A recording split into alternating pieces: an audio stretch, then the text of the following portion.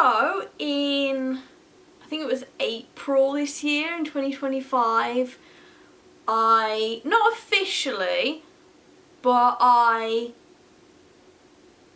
basically saw an asthma nurse and a doctor, and they think that I've got asthma. And you can't get diagnosed officially with asthma until you have something called a spirometry test, but the waiting list is really long, and it's really long. And typically when they called me, I was in a recording studio recording a song and I couldn't answer, my phone was on silent, and then I went to the doctors and I said to them, you know, the situation. They said, okay, and they said they'll give me the next available appointment, but I haven't got one yet. And that was like 2 months ago, and I still haven't got one. But anyway, so I know I've got asthma, and the asthma nurse says to me, I know you've got asthma, but I can't officially diagnose you until you have the spirometry test. But I want to make this video about advice that I wish I was told when I found out that I've got asthma, because there are so many things that nobody told me that are important. So I want to make this video to help people so that they can, you know, they don't have to figure things out like me. So the first one then is that when you use a spacer, you can't wipe the inside of the cylinder. You have to just rinse it out with water and let it air dry, because the fibres from the towel or the material that you use will stick to the inside of the tube, and the medicine will also stick and it won't circulate properly. So you have to just clean it like that. Also, I'm just rapid firing on this because my camera's got low battery, even though I've barely even filmed anything. But anyway. Also, I have something called a pink Fostair inhaler. And it's got a corticosteroid in it and stuff like that. And I didn't know, but when you've got brand new ones that you are not using, you have to store them in the fridge.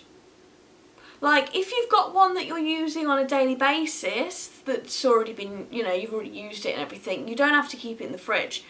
But let's say my pink Fostair inhaler has got 60-something puffs left on it. I've got 2 brand new ones in the fridge because I'm not going to use them for ages until the pumps, until that inhaler is fully used up. So that's what you need to do. And also, here's an important thing, you must drink water straight after you've used your inhaler, whether it's with the inhaler on its own or with a spacer, because you will get thrush in your mouth if you don't drink water straight afterwards. And thankfully that's never happened to me so far. But one of my friends has got asthma, and she was like, yeah, and she told me. And I asked the asthma nurse and she said, yeah. But also, the pharmacists will call you every few weeks initially, and they'll ask you how you're getting on with your inhaler, which is really nice. So that's good. And also at the pharmacy, they can show you how to use your inhaler if you're unsure. Because I've watched loads of tutorials, but they didn't really help. So my friend that's got asthma, I asked her in person, and I showed her what I do, and she says, yeah, that's right, and it's okay.